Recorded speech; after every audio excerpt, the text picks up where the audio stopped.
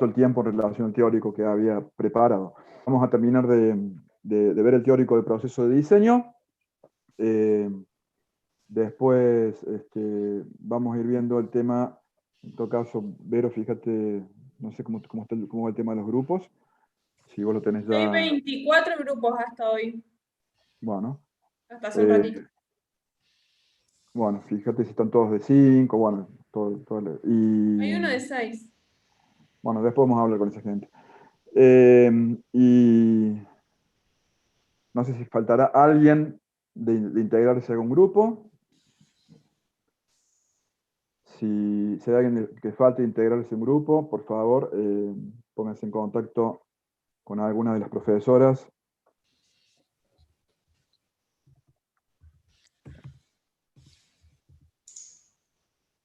Bueno. 145 ya hay en grupo. A ver, ¿hay alguien que me en el parece chat? que está bien o no. 145.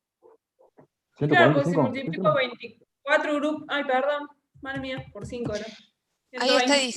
Ahí está diciendo una de las chicas, Nadia Cuñado, que está sola. Bueno. Profe, perdón, disculpe la molestia. Sí. En nuestro grupo somos 4 integrantes, todavía no cargamos el archivo, el formulario de Google, porque bueno, somos 4. Bueno, carguen los que están, en todo caso, si falta gente en algún grupo, los vamos a, si ustedes no se ponen, no se integran, digamos, los integraremos nosotros. Pongan, porque el formulario te obliga a llenar todos los campos, pongan rayita o cualquier cosa en el campo que no puedan llenar porque falta un integrante. Así, algo, rayita, algún símbolo que sea muy evidente que es lo mismo que nada. Ok, profe, listo. Igual lo podemos integrar a la chica que dice que está sola. Bueno, muchas gracias. Chaten ahí por privado. Nadia Cuñado. Gracias. Bueno, gente, vamos a arrancar con el teórico. Disculpe, profe. Sí. Con uno solo de los integrantes mandar el formulario ya estaba, ¿no? No hacía falta que... Sí. Uno solo. Sí, no lo manden repetido, por favor. Porque después se nos lío. Con uno es suficiente. Perfecto, disculpe. Bueno, vamos a retomar donde vimos ayer. Bueno, un poco... ¿Sí? Perdón, no se olvide por favor de grabar la clase. Gracias por hacerme acordar. Bueno, a ver, pongo grabar y arranco con...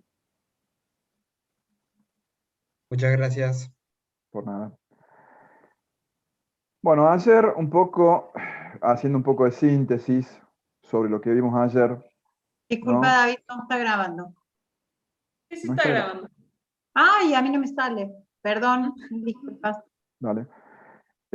Bueno, como les decía, un poco repasando lo que vimos ayer, ¿no? Fundamentalmente hasta este punto, debía quedar en claro de que el proceso de diseño es un proceso, bueno, que es sistematizado, ¿no? Que tiene diferentes pasos, tiene diferentes estados, por decirlo de alguna manera, intervienen dentro del proceso de diseño algunos aspectos que tienen que ver, por supuesto, con la instalación, con...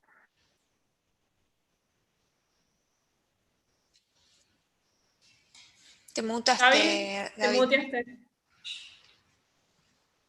Ahí, hola. Ahí está. Bien, como decía. Es un proceso sistematizado, como decía, que surge a partir de la instalación, digamos, de un problema que proviene desde el contexto.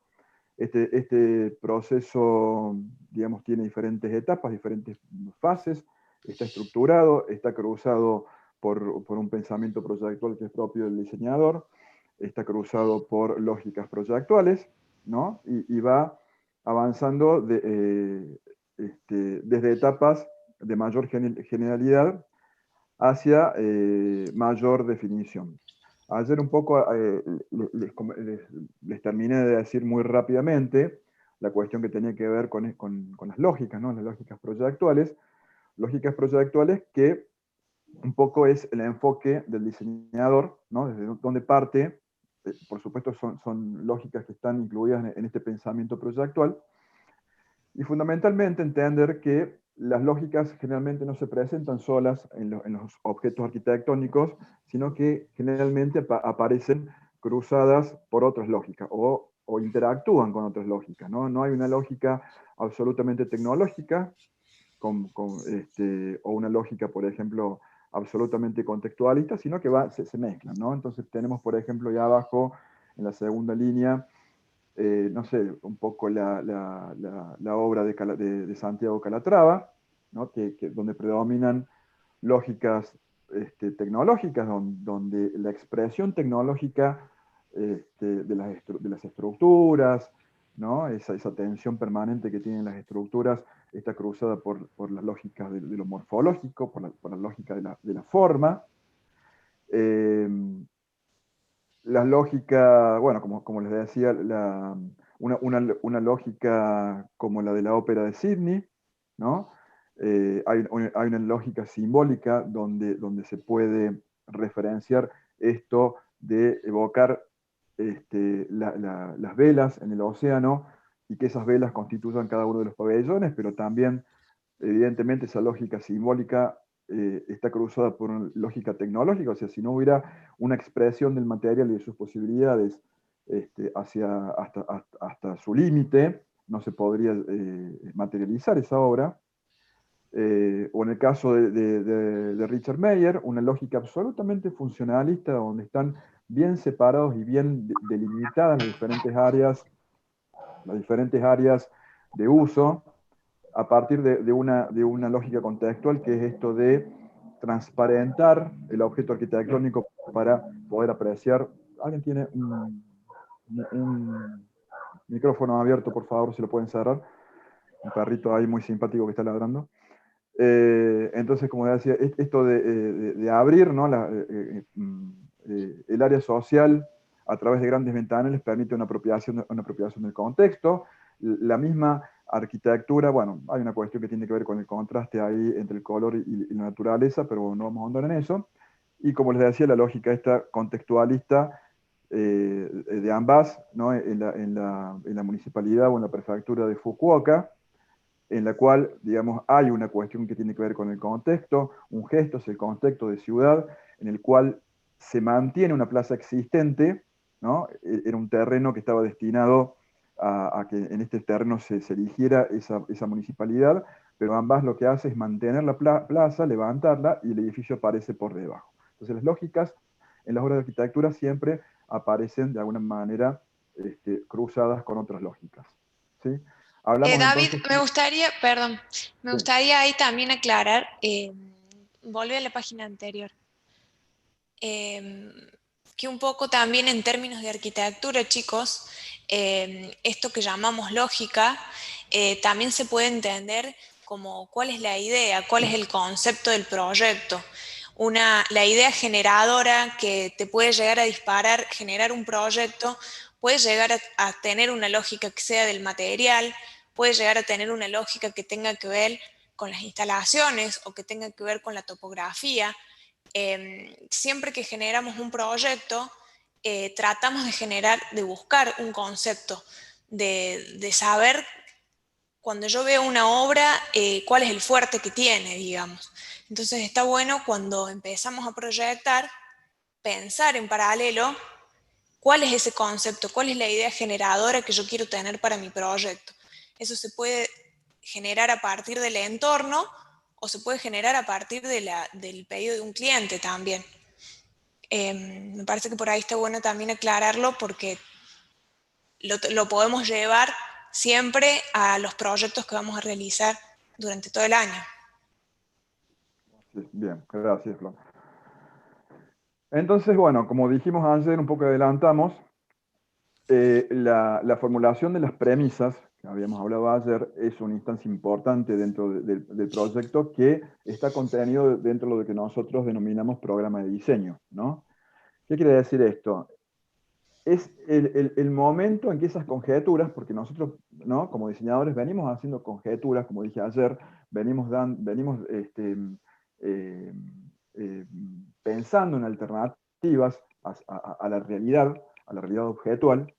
Entonces estas conjeturas adquieren de alguna manera una sistematización, ¿no? Un poco el proceso de diseño tiene que ver con esto, ¿no? Con sistematizar diferentes acciones, ¿no? Desde que aparece el problema hasta la concreción del objeto. Y la idea de esto justamente, ¿no? Es poder orientar de una manera clara los diferentes procedimientos hacia el proyecto definitivo. Entonces, como decíamos, las premisas son un conjunto de propósitos, ¿no? De objetivos, que guían la intervención del diseñador. ¿En qué etapa? Bueno, en la etapa de gestación del objeto y que se manifiestan, como dice ahí, de diferente manera en el objeto construido. Las premisas siempre son la primera enunciación de las intenciones de diseño, ¿no? Y de alguna manera refieren a la manera en que nosotros queremos estructurar los diferentes elementos que componen el objeto. ¿Sí? Las diferentes maneras, ¿no? Sí. Como decía recién Florencia, fíjense, las premisas ya manifiestan la lógica proyectual, ¿no? Una premisa a partir de un arquitecto absolutamente, digamos, morfológico y tecnológico como Calatrava, seguramente no van a ser las mismas que las lógicas de un Enrique Braune o de un bueno, para ver algunos de los autores que vimos recién ahí, de un Emilio Ambas, donde, digamos, hay diferentes enfoques y diferente pensamiento proyectual. Entonces, el programa de alguna manera condensa las intenciones de diseño, ¿sí? Es una hipótesis, ¿no? Con esto que venimos haciendo conjeturas, se transforma en una hipótesis con reglas que se van a verificar en la producción del objeto. Entonces, un programa de diseño, digamos, a grandes rasgos, contiene, digamos, esos cuadros, esos componentes que tienen la parte blanca del cuadro, ¿no? Los condicionantes. Los condicionantes son muchísimos y surgen, ¿no? De las condiciones que plantea el problema. O sea, hay condicionantes del terreno, hay condicionantes de los grupos sociales, es decir, desde a quién le voy a proyectar. No es lo mismo proyectar una casa de categoría para un segmento, no sé, ABC, que hacer una vivienda popular. No es lo mismo diseñar un shopping que diseñar un teatro. O sea, del usuario, del grupo social, surge el condicionante del terreno, surge el condicionante del contexto histórico, del contexto tecnológico. Algo que le preocupaba mucho justamente a Verónica, y hablamos el otro día, el contexto económico, ¿no? El contexto económico. Climático. El contexto geográfico, climático, de la localización. Es decir, todo lo que ustedes puedan considerar, ¿no? Que provienen del contexto, esos son condicionantes. Los requerimientos, ¿no? Y fíjense, hay una cuestión que es muy común de confundir cuando elaboramos el famoso programa, que es que confundimos, decimos, el programa es digamos,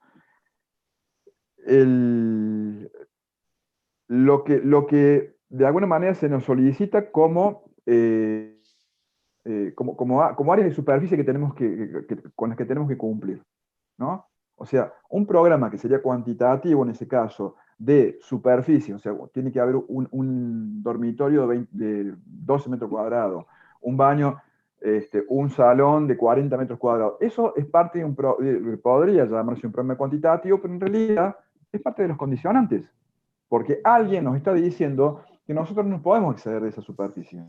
Cuando nosotros decimos que ustedes tienen que hacer una vivienda de 97 metros cuadrados, con la posibilidad de ampliarse a unos metros más, les estamos imponiendo un condicionante. Entonces, eso que a veces se confunde como programa y lo referimos a una cantidad de metros cuadrados y de áreas de uso, es parte de los condicionantes.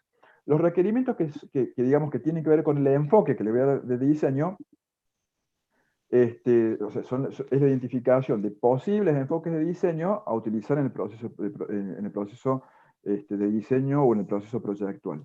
Y las premisas, ¿no?, que las venimos refiriendo, que son los propósitos, las pautas básicas de organización de la conformación de estos elementos que hablamos ayer, ¿no?, que se relacionan entre sí, para resolver el problema. Y por supuesto que esto, donde empiezan a aparecer las primeras prefiguraciones del objeto. Ya vamos a ver unos ejemplos. Y bueno, y algunos esquemas gráficos que sirven para apoyar o de alguna manera sustentar estas tres cuestiones que venimos organizando previamente.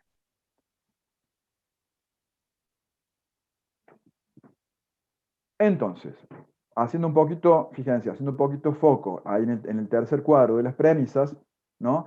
Y si entendemos que las premisas, como dijimos, son propósitos, pautas básicas de diseño acerca de la organización de estos parámetros de elección para resolver el problema en base al enfoque de diseño,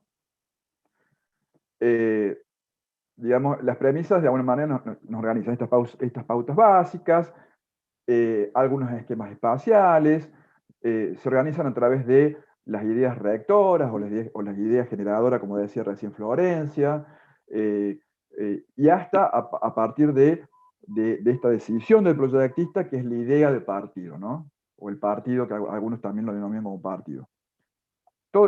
Todo eso, digamos, para definir lo que se llama un sistema generador.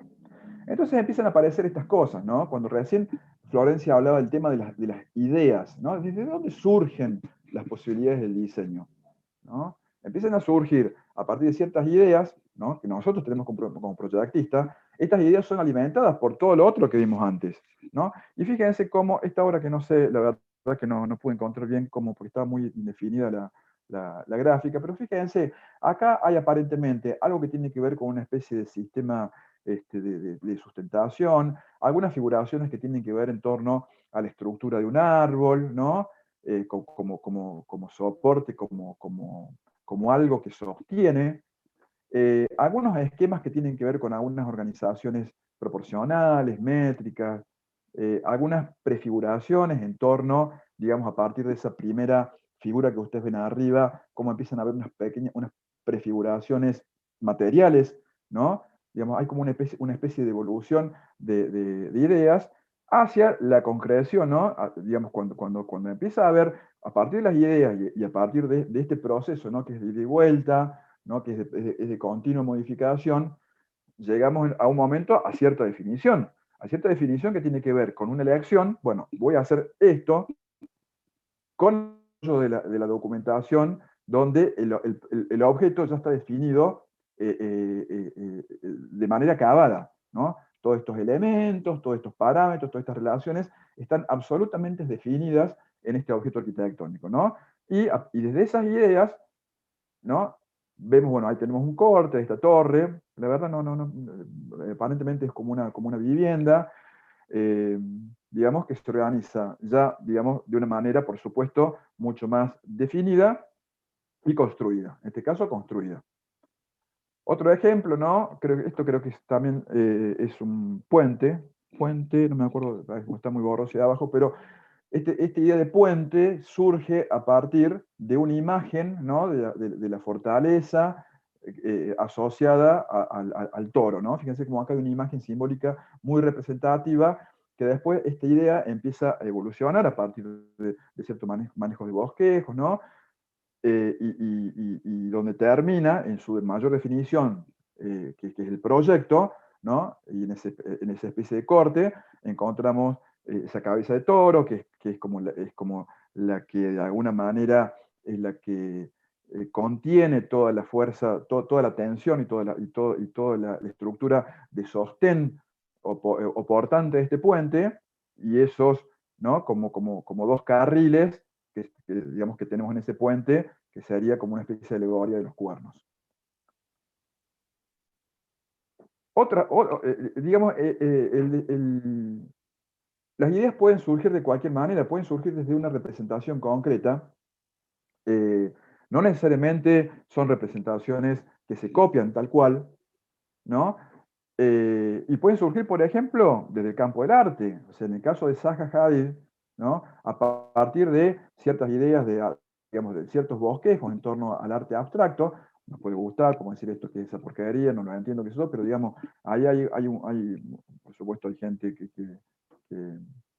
tiene otras como inquietudes, ¿no? En torno a lo artístico. De hecho, Le Corbusier, que va a ser un autor que ustedes van a estudiar y que que es un referente de la arquitectura para los arquitectos y para los ingenieros, por supuesto, también, Le Corbusier incursionó mucho en el campo del arte, y a partir del campo del arte desarrolló muchos de sus proyectos arquitectónicos. Entonces, en este caso, Zaha Hadid, a través de ideas en torno al arte abstracto, ¿no? Desarrolla después, a través de un proceso, ¿no? Fíjense, ahí tenemos las imágenes y ideas, y después tenemos el proyecto concreto, este centro de ciencias, ¿no?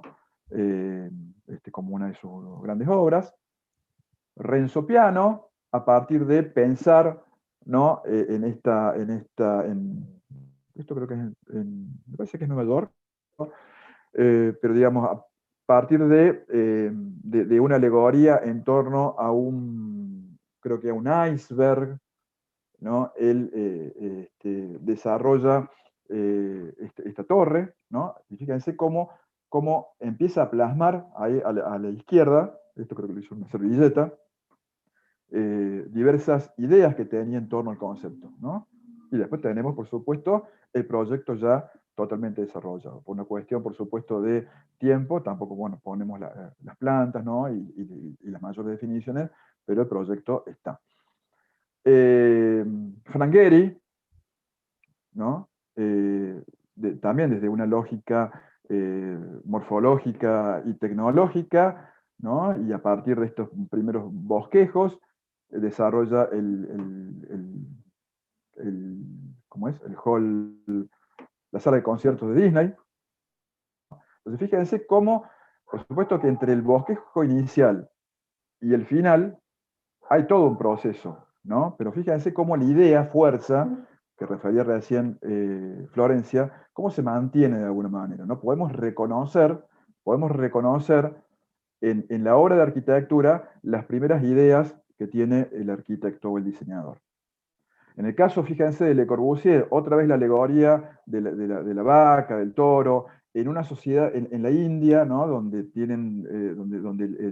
la vaca es un animal, digamos, sagrado de alguna manera, y en función de esa figura, por un lado, y en función de ciertas características de la vivienda popular en la India, él después desarrolla este proyecto para Chandigarh. Esta idea de rescatar cuestiones que tienen que ver con ciertas simbologías, con ciertos signos de la arquitectura popular, la vamos a ver, por ejemplo, también en un arquitecto que se llama Bruno Estaño, donde retoma ciertas cuestiones, ciertos tipos, ¿no? Ciertos tipos usados en la arquitectura popular de Costa Rica, para después utilizarlo en obras de gran envergadura. ¿No? El concepto este de sistema generador, está bien, primero, digamos, acá está materializado como un boceto, pero fíjense, ¿no? Bueno, acá hay una idea de un recorrido en torno a un gran espacio central, ¿sí? Y, digamos, con diferentes bloques de uso alrededor de ese espacio y conectados por esa circulación. Entonces, fíjense cómo en esquemas muy sencillos y muy concretos, ¿no? Y digamos, hay muchos arquitectos que no eran grandes dibujantes, ¿eh? Le Corbusier, de hecho, no era un gran dibujante, pero digamos, el grado de síntesis nos permite leer rápidamente, en este caso, el sistema generador de la obra. Fíjense acá un ejemplo de vivienda. Fíjense un ejemplo de vivienda donde a partir del objeto construido, en este caso, donde tenemos, ya vamos a ver el terreno, vamos a ver la vivienda en sí, pero digamos ahí a la izquierda tenemos el ingreso a una vivienda muy minimalista, con un parque al fondo, ¿no? Ese ingreso que ustedes pueden ver acá, este ingreso que pueden ver por acá, resulta ser que transparenta el fondo del terreno. Ahí tienen el terreno y la vivienda, ¿no? Acá tienen el ingreso, ese patio que transparente me permite apreciar lo que hay al fondo. y donde podemos observar también un sistema generador muy concreto, muy sencillo, un ingreso que se transforma en una especie de eje de circulación, pero también un eje visual, que me parte en dos la vivienda. De un lado tengo toda la parte social, y del otro lado tengo toda la parte más privada. No quise poner más fotos por una cuestión de extensión de tiempo, pero hay unas fotos muy interesantes, muy lindas de esta obra. Y para entender también el proceso de diseño, ¿no? de un arquitecto como Louis Kahn, para que ustedes vean, por ejemplo, cómo parte Louis Kahn. Louis Kahn desarrolla una obra de arquitectura que es muy conocida, que es el Templo Unitario en Rochester, ¿no? Y Louis Kahn, digamos, lo llaman de una comunidad, fíjense, cuestiones del contexto que tienen que ver, que lo llaman a él y lo eligen a él, porque esta religión, ¿no? que es la religión, creo que es una rama de los protestantes, lo llaman a él porque él de alguna manera tenía afinidad con ese grupo social. Entonces lo eligen. Entre 6 arquitectos creo que lo eligen a él. Entonces, Louis Kahn ellos necesitaban hacer un templo para sus prácticas, ¿no? Para sus prácticas religiosas, pero aparte un templo que tuviera alrededor una escuela, ¿no? La escuela dominical.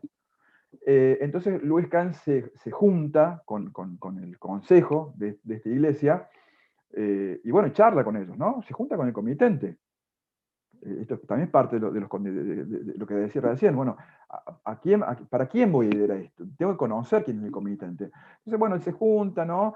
Con esta gente, se pone a hablar, hace un esquema donde dice, bueno, a ver, el templo, ¿no? Que el templo, que es lo que nos reúne, ¿no? Y que un poco se transforma en la gran pregunta acá, está en el centro de todo, con una especie de idea de arquitectura hasta renacentista, ¿no? Donde centralizamos lo sagrado, de alguna manera, o mejor dicho, centralizamos todo lo que tiene que ver con la trascendencia del hombre en relación a la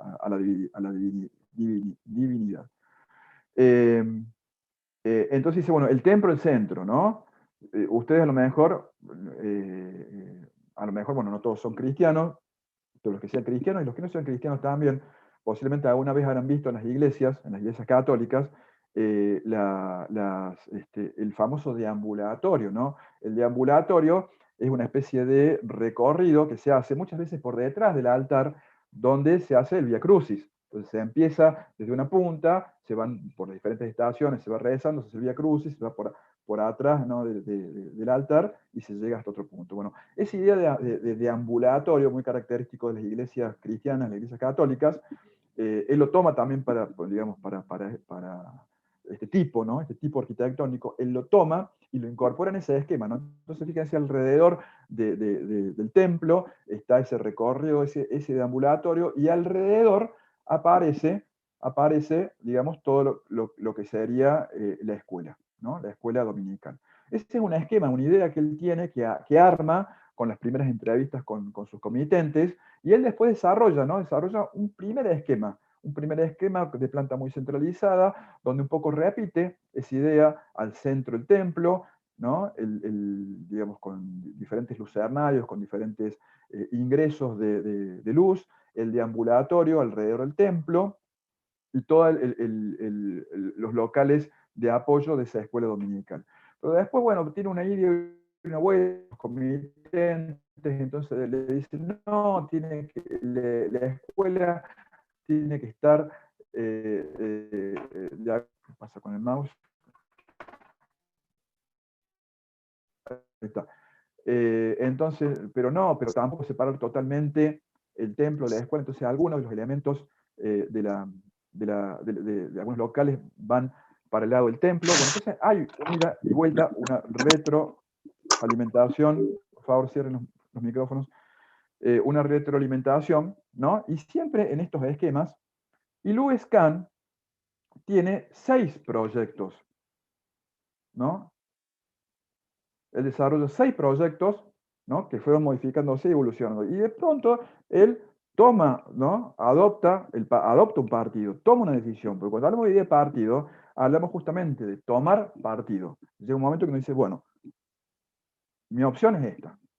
Y la desarrollo hasta sus últimos detalles a esta opción, ¿no? Entonces él termina, fíjense, armando esta idea, ¿no? Donde tenemos por un lado, tenemos el templo, el deambulatorio justamente alrededor. O sea, fíjense cómo esa idea original se mantiene dentro de su proyecto, ¿no?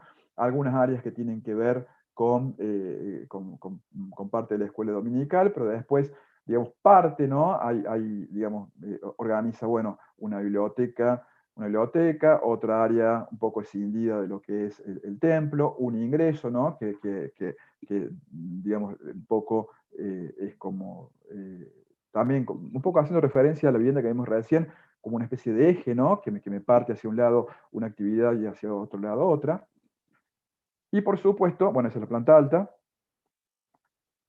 Y bueno, y por supuesto que también esto, el desarrollo en el proceso de diseño no solamente pensamos en la planta, pensamos también, bueno, esto cómo va a ser, digamos, qué espacialidad va a tener, ¿no? Y un poco Louis Kahn era un gran admirador de la arquitectura, digamos, de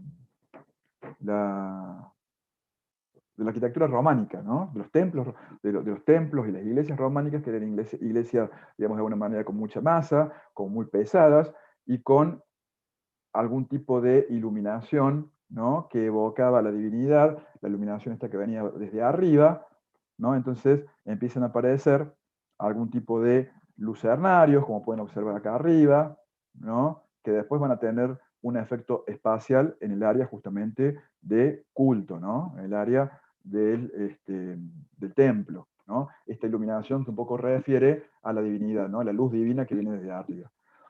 Son todos recursos que, digamos, simbólicos, que nos evocan, ¿no? O sea, cuando uno entra a un templo, de alguna manera, se eleva su espiritualidad, sea la religión que sea. Entonces, estos recursos que producimos a través del manejo de los materiales, del adecuado uso de los materiales, de la adecuada relación entre estos elementos, de la conformación, como hablábamos hace un rato, y ayer, producen, ¿no? Todas estas espacialidades, ¿no? Estos efectos espaciales que el espacio produce sobre las personas.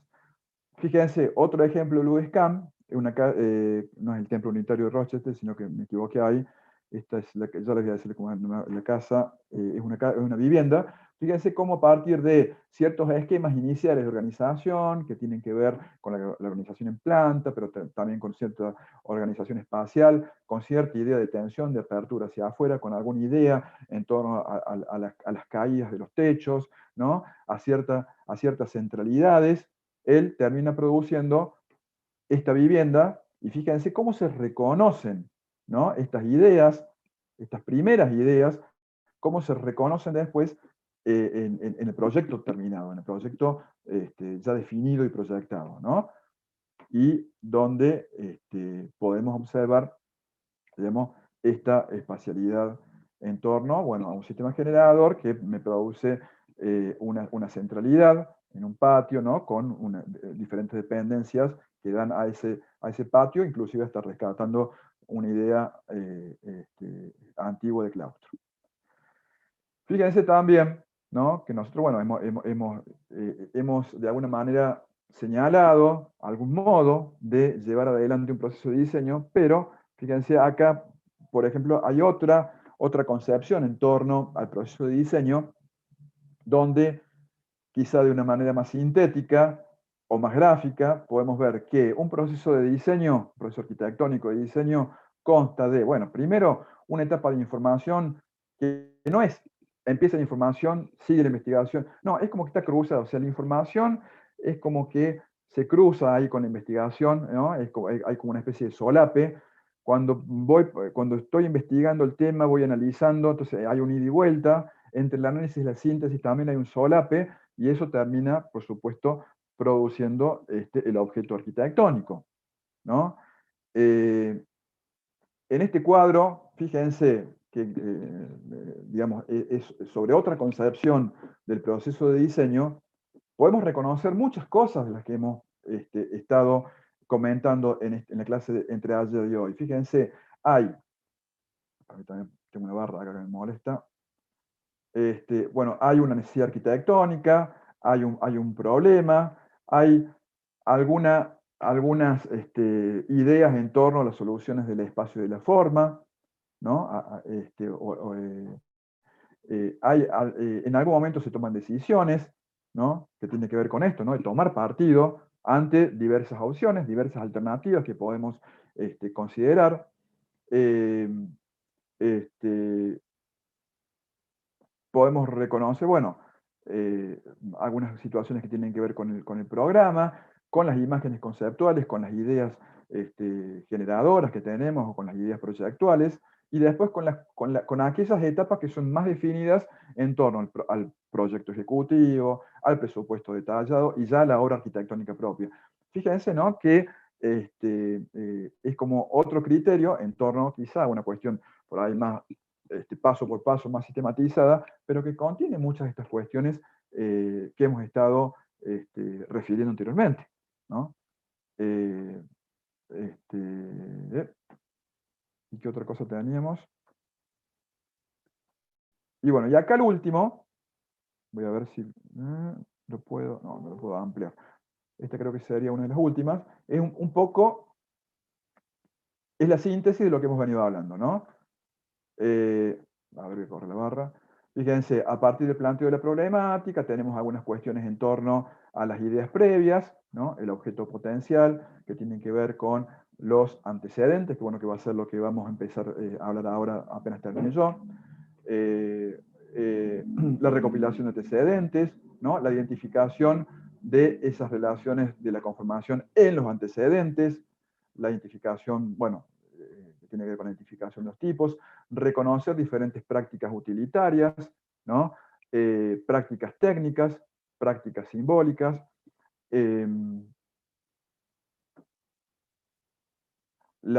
digamos, las diferentes alternativas de organización de los parámetros de la conformación, las pautas básicas en torno a las premisas. Fíjense, desde este punto, desde acá para arriba, estamos en torno a las ideas previas. Desde este punto hasta este punto tenemos las ideas, ¿no?, que se formalizan y materializan, donde tenemos las ideas generadoras, estos esquemas funcionales, ¿no?, que vamos ideando, ¿no?, esta concepción del sistema generador, el programa, la idea de partido y las diferentes alternativas en torno a la conformación, y después la toma de partido, la idea de partido y la definición de la documentación un poco más acabada en torno ya al proyecto, ¿no? Al proyecto donde ya, digamos, desarrollamos todos los planos técnicos que tienen que ver con nuestro proyecto. Y después la etapa del objeto construido y usado, donde, bueno, se construye, se usa, se apropia por el usuario y eventualmente está lo que se llama la crítica social, ¿no? Por último, y esta ya sí, ahora sí es la última, esto es un poco ilustrativo en torno a lo siguiente. Hay un sociólogo, creo que era un sociólogo que se llamaba Karl Popper, que él establecía, digamos, él proponía un esquema en el cual un poco definía cómo se conocen las cosas, ¿no? Él hablaba de que hay tres mundos de conocimiento. Un mundo que es el de los objetos físicos, de todo lo que existe, de todo lo que existe, ese es el mundo 1. Hay un mundo 2, que es el mundo de las prácticas, ¿no? de las prácticas subjetivas. Y hay un mundo 3 que es el mundo de las teorías, de los conceptos, es muy, bueno, y de todos los campos de conocimiento, ¿no? Entonces, un poco haciendo para entender cómo se conoce, ¿no?, en el campo de lo arquitectónico, aplicando esta idea de los tres mundos de Popper, el mundo 1, ¿no?, que es ese mundo de lo que existe, sería el mundo, por ejemplo, el del ambiente humano, ¿no?, el de una ciudad, por decirlo de alguna manera, ¿no? El mundo de lo que existe, de todo lo que existe físicamente en la ciudad. El mundo 3, que es el mundo de las teorías, de los conceptos, tiene que ver con el conocimiento propio disciplinar de los arquitectos, en el caso de ustedes, de los ingenieros, su propio conocimiento disciplinar, ¿no? Y el mundo 2 tiene que ver con la intervención del diseñador, ¿no?, entre ese mundo 3 y ese mundo 1, ¿no? El diseñador justamente es el que le da sentido a esa articulación entre el mundo 1 y el mundo 3. Entonces, el diseñador va haciendo como una especie de trayecto, fíjense, en el cual el proceso de diseño adquiere esta forma como ondulada, fíjense que se va cruzando, por eso no es un procedimiento lineal, que pasa por diferentes etapas, ¿no? Pasa por los condicionantes, por lo que tiene que ver el contexto, ¿no? Por todo esto que hemos hablado, ¿no? Todos los condicionantes que hemos referido anteriormente, que tiene que ver justamente con la instalación, digamos, con el problema que tengo que resolver. Eso va cruzado, ¿no? Se cruza a partir de ciertas ideaciones, donde se hacen conjeturas, donde se hacen estas hipótesis, ¿no? Acerca de las posibilidades que tiene el real desde lo arquitectónico, y a partir de eso va produciendo algún tipo de definición objetual, técnica objetual, digamos, a medida que va transitando estas etapas, ¿no?, donde todos estos elementos que componen la conformación van adquiriendo, de alguna manera, mayor ajuste, ¿no? Y vamos definiendo a partir ya del proyecto cómo va a ser nuestro objeto arquitectónico. Y este objeto se inserta, este objeto proyectado, pensado por nosotros, ideado, se inserta dentro de este mundo 1, que es el mundo de lo real, ¿sí? Y por supuesto que produce siempre una retroalimentación hacia el conocimiento disciplinar, porque la idea es justamente que produzca una retroalimentación sobre el campo disciplinar, ¿no? Para que vean, bueno, y entre la etapa de la ideación y la proyectación está lo que hemos denominado las intenciones de diseño. Bueno, la idea de esto entonces es que más o menos les quede un poco claro en torno a considerar de que el proceso de diseño no es un proceso lineal, sí, de alguna manera confluyen todas estas cuestiones que les hemos mencionado. Lo importante de esto es que ustedes, o les quede todo esto, que esto es justamente un proceso que tiene sus idas y vueltas.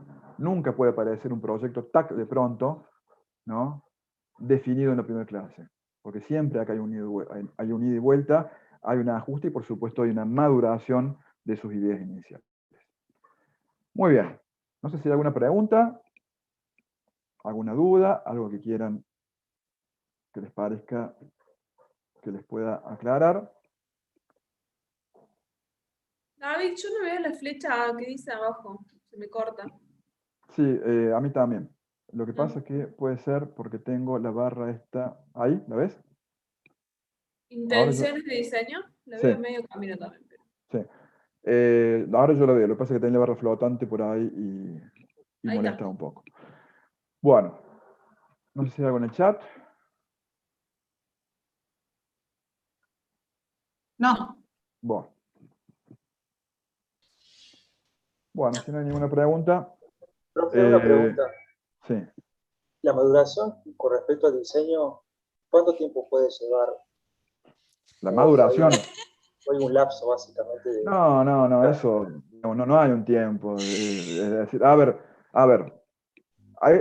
sí es cierto que es una cuestión cronológica, o sea, a ver, en el caso nuestro, vos vas a tener, por ejemplo, 6 clases para este proyecto, ¿no? Un comitente te va a decir, bueno, yo quiero mi casa para dentro de 6 meses, ¿no? Una obra de mayor envergadura va a tener, digamos, va a tener plazos de obra, en los cuales un pedacito, ¿no?, del cronograma o del diagrama de Gantt va a ser lo que tiene que ver con la proyectación. O sea, siempre tenemos tiempos definidos, digamos, por el contexto. El tiempo también es un condicionante, pero, digamos, más bien la maduración la vas obteniendo a lo largo de tu proceso, de tus diferentes procesos proyectuales, tu maduración como diseñador. pero digamos, en lo que hace a una obra de arquitectura llega un momento que vos tenés que decir, bueno, no, tomo partido por esto. Tomo partido por esto. No, esa respuesta, la verdad, esa pregunta no tiene una respuesta concreta en términos cuantitativos, digamos, ¿no? No tiene. Claro. Gracias, profe. Incluso puede ir modificándose aún en el proceso de obra, digamos. Claro. Gracias, profe. Bien. ¿Alguna otra pregunta? Bueno, yo voy dejando de compartir. Bueno. Y les voy a dar lugar a Florencia, creo, sí. que va a dar la parte de análisis de antecedentes. Bien. Todo tuyo, me muteo. Dale. Bueno, chicos, nosotros vamos a introducir ahora lo que va a ser este primer práctico que tiene que ver con loteo. Estoy viendo cómo compartir, a ver. ¿Se ve? Sí, profe. Sí. Bien. Bueno, queríamos un poco explicarles, a partir de todo lo que ya habló el arquitecto Rincón, cómo vendría a ser el proceso de diseño que nosotros vamos a empezar a implementar, digamos, durante todos los prácticos. Una cosa que se va a repetir, digamos, siempre, que ya, bueno, lo estuvimos hablando, es el análisis de antecedentes. Siempre vamos a recurrir a ejemplos, o si ya tienen alguna idea conceptual que ustedes quieran trabajar, tratar de acercarse un poco a ejemplos que tengan que ver con eso, para que esos ejemplos les sirvan después para el desarrollo de su proyecto. Acá agarramos y juntamos algunos ejemplos de trabajos del año pasado para que vean un poco de qué se trata estos análisis de antecedentes. Bueno, acá tenemos una listita de temas a tener en cuenta a la hora de analizar. En la guía también aparecen, pero los vamos a ir nombrando como para que después lo vayamos viendo en la parte de los antecedentes. Bueno, algo importante es, ustedes tienen que fijarse qué información tienen de los loteos, digamos, que van a analizar. Y algo importante analizar es la ubicación. Acá tenemos una hojita padrón que armamos como para que vean las escalas de proyecto, de cómo podemos ir analizando esta información de algo bien global como la ubicación del lote en la ciudad, hasta un análisis en una escala más macro, digamos, más grande, y un acercamiento en donde ya vemos el lote de una manera más cercana, digamos. Bueno, por un lado la ubicación, por otro lado equipamientos y sectores de interés cercanos. Esto pueden llegar a ser escuelas, hospitales, centros comerciales, parques, pueden ser. La accesibilidad, de qué manera yo tengo acceso a ese loteo que existe, sea a partir de avenidas, sea a partir de una circunvalación, si no tiene una buena manera de acceder, son todas cosas que tienen que ir analizando. La geometría del loteo es algo importante también, porque no es lo mismo tener un loteo, un gran macro lote irregular que tenerlo regular. Cuando después tengan que dividir manzanas y demás, se van a ir dando cuenta que no es tan eficiente tener lotes muy irregulares, digamos. El trazado también es importante, como estamos trabajando sobre loteos que van a estar inseridos en la ciudad, no son lotes, no van a ser barrios cerrados, digamos. Es muy importante ver cómo el trazado del entorno se va penetrando en el loteo que ustedes van a analizar. ¿Qué calles se juntan, qué calles no? Si hay una avenida que hace que ese loteo siga, digamos, se permanezca. Después, analizar la superficie que está destinada a calles. Ahí después van a ver en la parte de la guía que van a tener unos porcentajes que van a tener que ir cumpliendo. Eso quiere decir que tienen un porcentaje de macrolotes, un porcentaje de calles, un porcentaje de espacios verdes.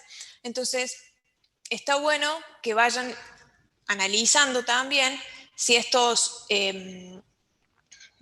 loteos tienen algún equipamiento, si tienen alguna escuela o algún gimnasio, cómo son los espacios verdes, cómo los ubican, si son grandes espacios o si son bulevares o si son pequeñas plazas. ¿Qué más? Los espacios verdes, la localización de macrolotes también, y equipamientos si existiesen. Y otra cosa también que está bueno analizar, que ya lo vamos a ver, es ir detectando cómo son la geometría y las manzanas, qué dimensiones tienen. Porque tampoco podemos hacer, ya van a ver después según las ordenanzas, no pueden hacer manzanas gigantes, cómo están dispuestos los lotes en relación a esas manzanas que van a ir analizando. Y a partir de los antecedentes, siempre es algo que a nosotros nos interesa mucho, generar una conclusión en relación a lo que vieron de ese antecedente. Puede que lo hayan analizado y que sientan que no les sirva, puede que les sirvan cosas, pero está bueno siempre que hagan una reflexión de lo que fue ese análisis, digamos. Bueno, una cosa, este ejemplo lo busqué, son 3 antecedentes, digamos, nosotros hacemos que se analicen siempre 3 antecedentes, no sé ahora que somos 5, perdón, que son 5 los alumnos, cuánto vamos a definir que los alumnos analicen. No sé si eso lo definimos. Pero bueno, acá... Disculpa, Flor. Vamos a hacer un antecedente por alumno y la parte de proyecto ya va a ser trabajar en equipo.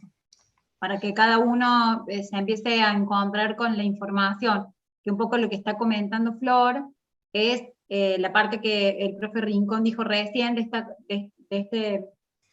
especie como de gráfico de serrucho que conocemos en diseño, que uno arranca, encuentra la información, pero después se regresa para seguir retroalimentándose. Esto es parte de conocer el tema y la parte de la información. Por eso es súper importante que elijan antecedentes y buenos loteos para poder empezar a investigar de qué se trata.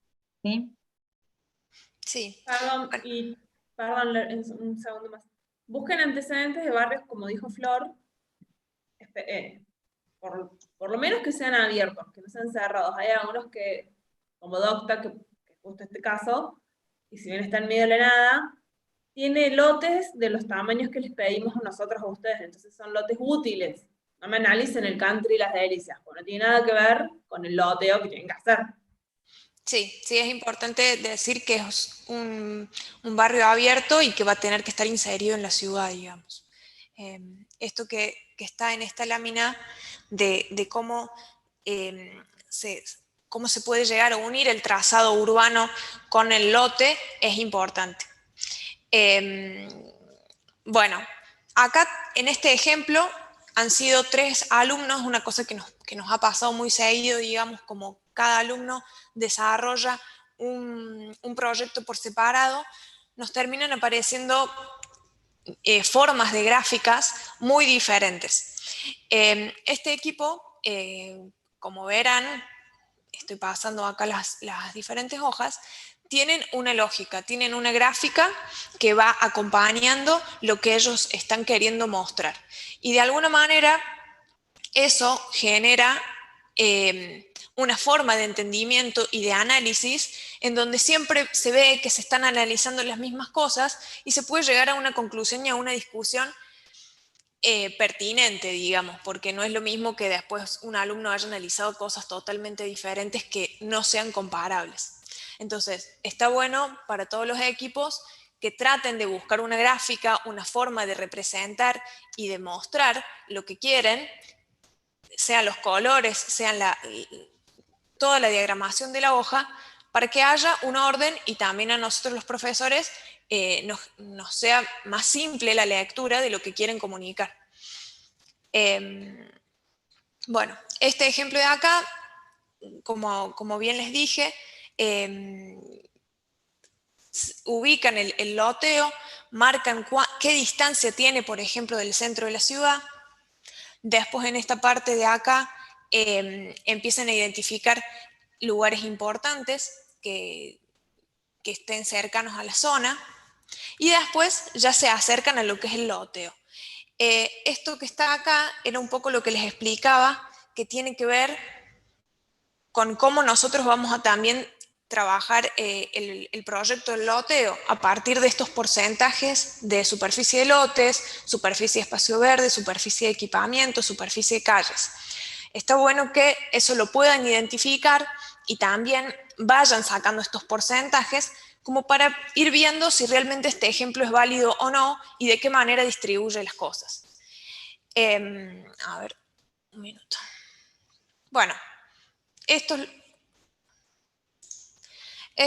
que está acá vendría a ser más o menos lo mismo, bien, siguen siendo las mismas lógicas de trabajo con unas conclusiones que tienen que ver con la agrupación de los lotes, cuáles son las redes de servicios que llegan al lugar, cómo es el trazado, y qué más, los espacios verdes. Bueno, esto me parece que es un ejemplo muy, muy interesante de cómo ir analizando el antecedente. Después tenemos otro equipo que directamente, después de hacer todo este análisis de antecedentes, genera un cuadro comparativo para llegar a una conclusión de qué es lo que le sirve, digamos, ¿no? Este antecedente de acá tiene un poco que ver con esto que también nos parece importante que investiguen, que es cómo son las dimensiones de las manzanas, las dimensiones de los lotes, cuántos metros cuadrados tienen los lotes, si ven que tienen alguna irregularidad o no, cómo están distribuidos los espacios verdes. Acá, por ejemplo, aparecen algunas manzanas irregulares, donde los llaman lotes particulares. Bueno, y siempre con alguna conclusión, digamos. No sé, chicas, si... Hay una pregunta ahí en el chat. Sí. Preguntan si tiene que ser dentro del ejido municipal sí o sí. Acá hay que aclarar porque por ahí se confunden, se suelen confundir mucho. Estos análisis de antecedentes. Estamos viendo y analizando qué hizo otra persona resolviendo algo parecido a mi problemática, que en este caso es un loteo. Entonces busco loteos, idealmente de Córdoba. Y aparte porque les resulta fácil conseguir información. Dentro del ejido municipal es la parte que le sigue, que es elegir el lote vacío sobre el cual vamos a hacer el loteo. Pero esa es en otra etapa. Lo vamos a ver la semana que viene. Bueno, después yo voy a mostrar... Disculpe. La recomendación del arquitecto Giordano tiene que ver con que cuanto más se parezca al programa de diseño que ustedes tienen en la guía y al tipo de loteo que ustedes tienen en la guía, que está todo explicado, más fácil también le va a ser poder trasladarlo al proyecto nuevo, ¿sí? Porque recuerden que ustedes cuanta mayor información y también de mejor calidad tengan, más fácil después le va a ser resolver un problema particular, porque tiene que ver con el conocimiento del tema. Ustedes no tienen ni idea cómo proyectar un loteo y está muy bien, digamos. Por eso buscamos información y, como dijo Vero recién, otras personas que se plantearon el mismo problema que nos planteamos nosotros, cómo lo resolvieron. Y por qué era importante que la profe decía de dentro del ejido, porque tiene que ver con el tipo de reglamentación que también van a usar ustedes. Por eso era más sencillo. Si ustedes viven, no sé, en Pilar, en Río Ceballos y demás, por supuesto que es documentación de loteo o de fraccionamiento de tierras que también les va a servir.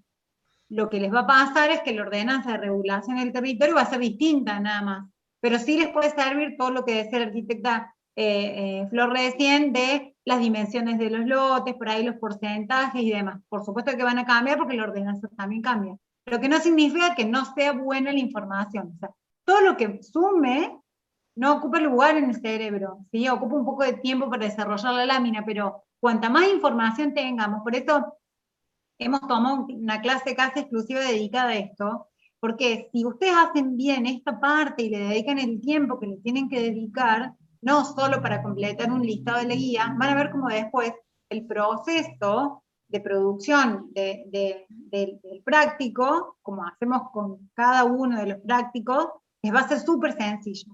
Por eso esa línea de tiempo de investigar y estudiar el tema, luego estudiar e investigar el entorno, procesar la información a través de ideas, de partido, de premisas de diseño, de programa de arquitectura, para después pasar al proyecto, ese camino siempre va a ser el mismo. Lo que pasa es que va a ir cambiando el tipo de arquitectura. Por eso las compañeras dedicaban especial hincapié en poder leer bien la información, porque si tenemos la información toda dispar, también vamos a terminar armando un conjunto de ideas también que puede ser un poco desordenado. ¿Ah? Gracias. Bien. Bueno, y esto es un poco más de lo mismo, digamos. Son diferentes grupos que han analizado esta información.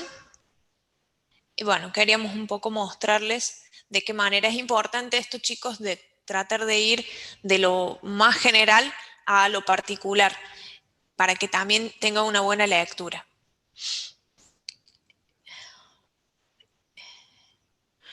Por ejemplo, algunos hacen iconos, otros lo usan a partir de colores, a cómo identificar los lugares. Bueno, esto vendría a ser lo que serían análisis de antecedentes. Una cosa más que les queríamos mostrar es un proyecto de un grupo específico, digamos, no es para decir un grupo ejemplar, pero por lo menos para que entiendan lo que es el proceso de diseño desde el principio hasta el final del proyecto. Esperen que busque el archivo. Acá.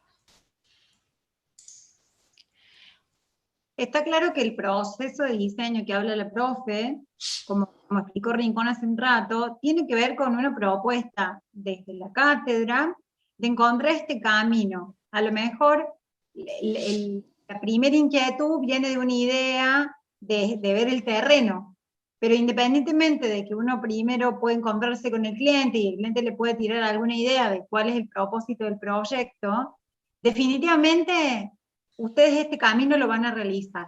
Hagan un loteo, un puente, un dique, arquitectura de vivienda colectiva, arquitectura comercial, un shopping, ¿sí? ¿Por qué? Porque tiene que ver con conocer el tema, encontrarnos con un estudio que tiene que ver con el entorno y tener conocimiento de lo que más se pueda de un tema que uno por ahí puede desconocer. Por eso es importante este camino que es el arquitecto recién. Es un proceso de diseño que proponemos, pero que aunque la idea y la raíz del proyecto arranque por otro lado, que no tiene que ver con una guía o con un programa ya definido, definitivamente este camino lo van a recorrer. Por eso un poco el hincapié en esto de decir, tómense el tiempo de leer y de buscar investigar acerca de los temas, porque después le va a ser mucho más sencillo la segunda parte. Bueno, comenzaríamos nuevamente con lo que sería la búsqueda de los antecedentes. Acá este equipo ha generado diferentes análisis, digamos, con una conclusión en cada lámina. Después nos iríamos a lo que es la propuesta de los lotes. Cuando hablamos de propuestas de los lotes, ustedes tienen que identificar un lote y a partir de eso generar el mismo análisis que vienen haciendo a partir de los antecedentes, pero volcarlos a este lote que tienen que encontrar dentro de la ciudad de Córdoba, digamos. Analizar los servicios, los equipamientos que están cerca, la distancia que está al centro, cuáles son los accesos, la geometría, si tiene topografía, etc. Este equipo fue analizándolo, buscó el loteo para saber bien las dimensiones y la forma geométrica que tiene, y cada alumno fue generando análisis a partir de un lote que fue encontrando, digamos, y lo que le pareció indicado. Esto vendría a ser la segunda parte del proceso de diseño que nosotros estamos planteando.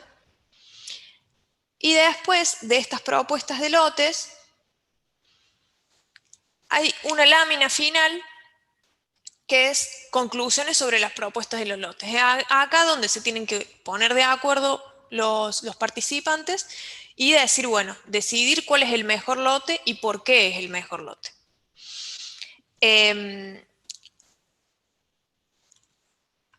Acá en este proyecto, en este equipo, todavía no estaba muy definido cuál era el mejor lote. Había 2 lotes que estaban como peleándose para ver cuál era mejor. Entonces los alumnos decidieron agarrar y generar un trazado y una forma de la cual es cómo componerlo, digamos. Y a partir de ahí analizar los diferentes, digamos, por qué pusieron los macrolotes en esta ubicación, los espacios verdes, los equipamientos, y de alguna manera después con el otro lote, digamos, el otro lote que estaba en cuestión, hicieron lo mismo. A partir de todas esas propuestas en esos 2 lotes, se llegó a una conclusión de qué lote eligieron, digamos. En ese momento generaron una conclusión general de por qué ese había sido el mejor lote. Llegaron a un paso de analizarlo un poco interiormente al lote para ver cuánto rendía, para ver qué tipo de proyecto le salía, y se quedaron con esta opción. Y después, por último, después ya de varios desarrollos a partir de esto, se generan como varias conversaciones para llegar a un plano técnico, digamos, que ya tiene que ver con la ordenanza de Córdoba, de perfiles, de retiros, de qué tamaño deben tener las calles. Y bueno, No no tanto conversaciones, sino más bien varias tiradas de línea, varios dibujos, varias idas y vueltas con el docente, pero de proyecto, digamos, no de charlar nomás. Claro. Sí, sí. Bueno, y esta sería como la parte final en donde se entrega esta parte técnica. Nosotros acompañándolos, como dice Vero, en todo lo que es el proceso, poniendo en cuestión algunas cosas y ayudándolos para que les salga un lindo proyecto. No sé, chicas, si quieren decir algo más. Faltan los gráficos en este, ¿no están? No, no están. Bueno, está incompleto este trabajo. Sí. No es interminable, Joel. Joel en el chat dice, es interminable el loteo. No, quédense tranquilos que tiene una fecha límite, así que se van a hacer. Chicos, tenemos las entregas divididas por semana, súper alcanzable. Siempre, todos los años lo hacemos igual y todos los años pueden resolverlo, así que no se estresen.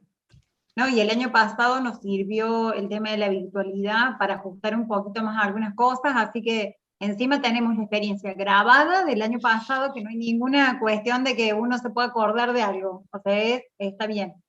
No hay nada que sea individual, todo es grupal. Nosotros sabemos que ustedes por ahí se dividen mucho las tareas, lo cual yo no estoy de acuerdo, porque esto es un equipo y hay que trabajar en equipo.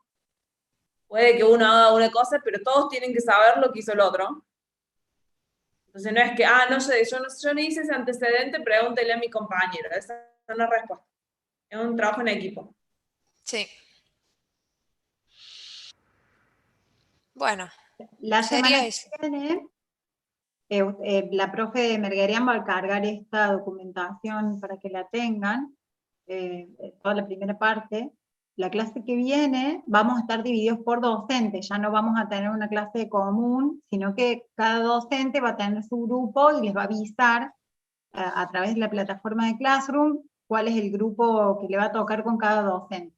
Como dijo el profe el primer día de clase, vamos a ir rotando por docente en la medida que vayamos cambiando de trabajo práctico.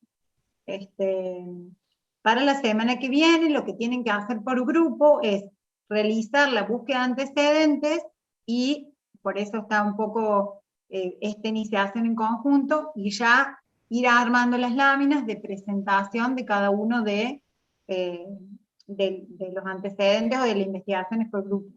Intentemos tenerlo listo para la corrección y cargarlo antes, que ya van a tener ahí la actividad cargada para que nosotros podamos hacer la corrección y la devolución para con ustedes una vez que tengamos los grupos divididos por 2. ¿Está? Ustedes lo van a No, cargar. intentemos no. Para la ¿Cómo? clase que viene, intenten No, no. El lunes que viene cargan está bien. el trabajo completo de análisis de antecedentes. Claro, está muy bien. No intenten, hagan. El intenten lo dejo muy a su criterio y no. Bueno, chicos, ¿tienen alguna duda? David, vos querías hacer un comentario. Sí, vamos a hacer una cosa. Vamos a hacer dos actividades pequeñas. Una con ustedes.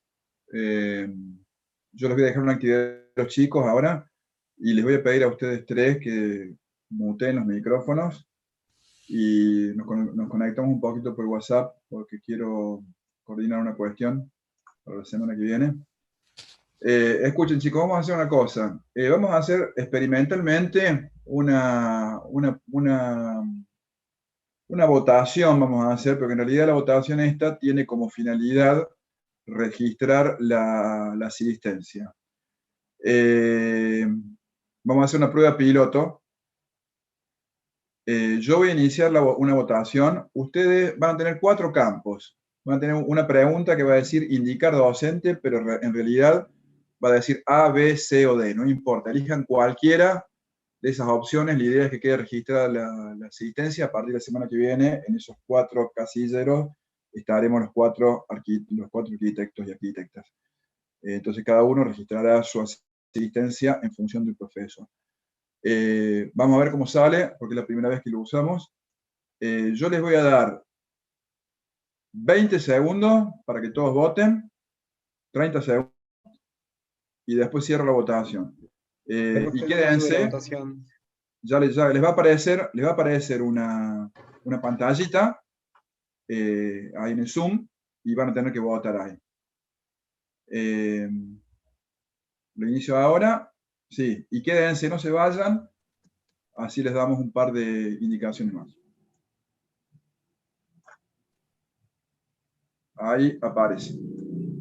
Vayan votando. Chicas, cierren un poquito el micrófono y si quieren apagar el audio.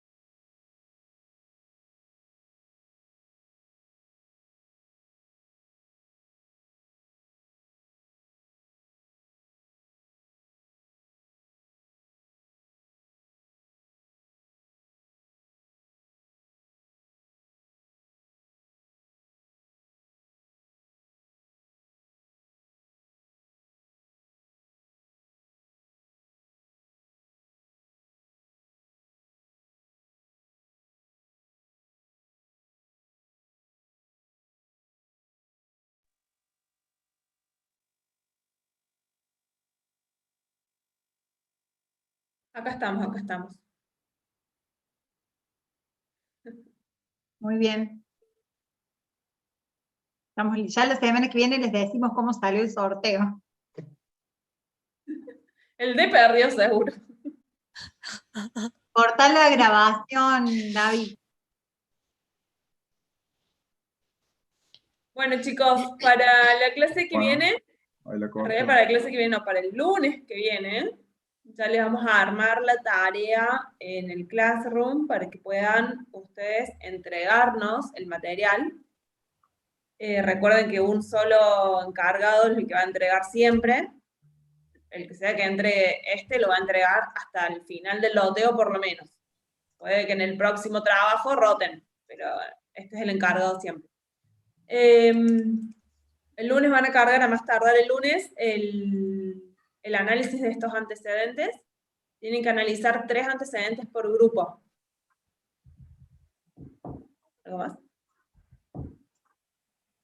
Está bien, nadie contesta en el chat. Y lo más Profe, ¿automáticamente importante... nos asignan los docentes o tenemos que No, esperar? ok. No, sí, se designa arbitrariamente. Ya vamos a colgar la planillita en un PDF para ver qué docente les toca para que puedan completar el rótulo, que también lo tenemos que cargar en el Classroom. Nosotros le vamos a pasar, vieron que todos los ejemplos que mostró Florencia recién tenían el mismo formato a lo que se refiere a título y rótulo. Eso es algo que le damos nosotros en formato de AutoCAD y ustedes de ahí lo exportan y lo manejan en el programa que quieran o lo redibujan. Pero es una forma de que primero no pierdan tiempo armando un rótulo y segundo que sea como más prolijo para que todos tengan la misma información. También es muy importante que terminen de cargar los grupos, porque nosotros no podemos cargar una planilla si no tenemos la cantidad de grupos que tenemos que tener. Entonces, esta semana, sí o sí, más tardar para mañana o el jueves, van a tener feriado mañana, así que van a poder en un ratito hacer un chat grupal y poder definir el grupo. Más tardar para el jueves, cargar todos los grupos con los integrantes, para que nosotros podamos cargarles la documentación por grupo, para que ustedes también después puedan cargar los prácticos. Y agregando lo que decía la arquitecta recién, por favor que estén bien nominados los prácticos.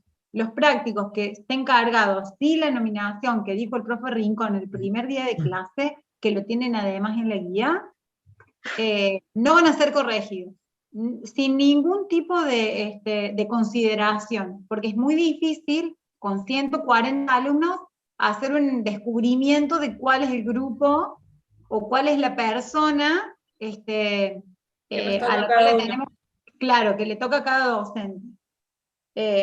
Así que van a tener que hacer un poquito de ajuste ahí con el tema del cargado de la documentación, ¿está?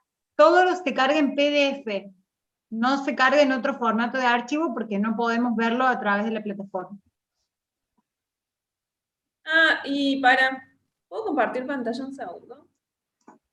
Pero esperen un segundo que... En realidad, seguramente... Mientras vos compartís, Vero, entonces, para que queden claros para la semana que viene. Para la semana que viene tienen que buscar 3 antecedentes de loteos ya hechos, y analizarlos a la luz de lo que les estuvo comentando la arquitecta Florencia Marguerian, pero aparte de eso, ustedes ya tienen ciertas herramientas y ciertos instrumentos y ciertos conceptos para poder analizar que provienen del trabajo que veo gratamente que han entregado, creo que todos, porque hay 139 trabajos entregados.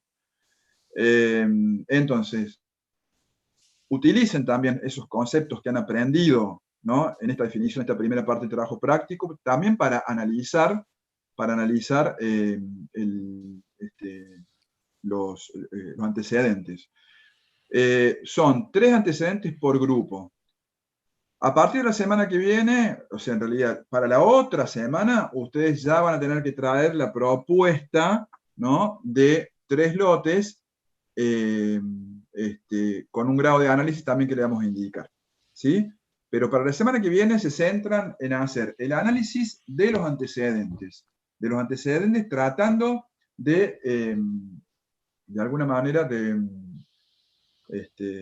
extraer o de hacer la mejor interpretación digamos, y poder relevar la mayor cantidad de datos. Seguramente haremos algún ajuste para que lo mejoren el trabajo, ¿no? Pero traten de definirlo de la mejor manera posible. Sí, Vero. Perdón, yo calculo que a esta instancia ya todos han usado, aunque sea alguna vez, Classroom, pero por las dudas aclaro, porque ya nos ha pasado el año pasado, que no ven las correcciones que hacemos al margen. Realmente nos lleva mucho tiempo corregir los trabajos, mucho más de lo que nos llevaba en una pandemia, en el modo presencial. Nosotros le ponemos unas correcciones con algún escrito que se refiere a algún área remarcada en amarillo. Es la forma que nos deja Classroom hacerlo, ¿no? Pero por favor, miren eso, búsquenlos, porque siempre, siempre algo se corrige. Puede que también escribamos algo acá en el margen, en la parte de comentarios privados, pero esto ya es en términos generales. Siempre hacemos correcciones muy específicas de algunas áreas. Presten atención, eso era todo, nada más que... Profe, una pregunta. ¿El formato eso de las presentaciones, la diseñamos nosotros o una planilla general? Porque al final no sé en qué quedó con el tema de las planillas. No, perdón, sí. No vamos, lo que yo mostré la clase pasada, que era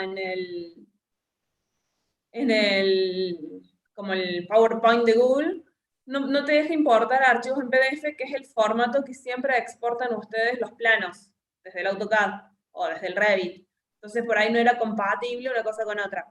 Pero lo van a colgar como un PDF en el Classroom y nosotros les vamos a compartir el diagrama de la hoja en formato de AutoCAD DWG, digamos, que es el titulito, porque esto se refiere al título específico de la lámina, el número de hoja y los datos de ustedes y del docente. Pero eso ya está preseteado, digamos, tienen que cambiar los datos de ustedes nada más. Bueno, gracias. Pero, profe, disculpe, entonces la aplicación o sea, ¿con qué aplicación haríamos esas láminas? Con la que ustedes consideren óptimo. Muchos laburan sobre el mismo AutoCAD, que es una aplicación muy dura. Pueden laburar en Canvas, en Corel, en Adobe Illustrator, en Photoshop. La verdad que es en lo que quieran. Pero Bueno, siempre que lo puedan exportar en PDF. bárbaro, muchas gracias. ¿Ya? Ah, y el formato de la lámina es A3, por las dudas. Sí, el formato de la lámina es A3. ¿Vos vas a subir la base esa, Vero? Sí, sí, la de todos los años, sí. Bien. Entonces, el arquitecto Giordano va a subir todo lo que es la rotulación de la lámina. Fíjense que ahí, cuando presentaba recién, tanto ella como Florencia tenían toda la designación de la lámina. Bueno, todo ese rotulado lo va a mandar ellos para que lo usen como base. Y ustedes lo mandan en JPG. ¿En qué lo mandabas eso? En AutoCAD. En AutoCAD. En AutoCAD. En AutoCAD. Aguanta un segundo que estoy abriendo el archivo de AutoCAD, porque ahora que lo pienso, si los chicos quieren prestarme atención un segundo, paren que tengo 1000 cosas acá que no tendrían que estar. Ahí está. Vuelvo a compartir pantalla, permiso.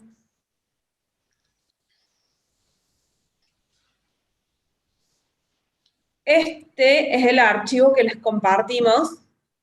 En el layout, calculo que ya todos saben usar AutoCAD como la gente. En el layout está armada la lámina con el rótulo, bueno, lo mismo que acabo de mostrar.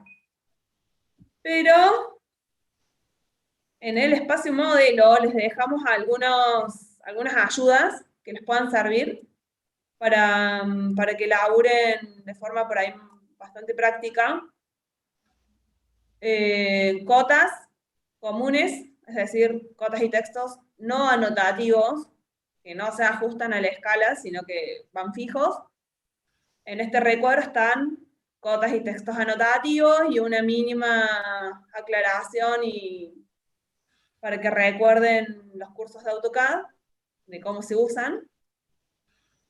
Algunos tipos de línea y cosas ya armadas. Algunas designaciones de cotas de nivel, algunas cosas que son por ahí útiles.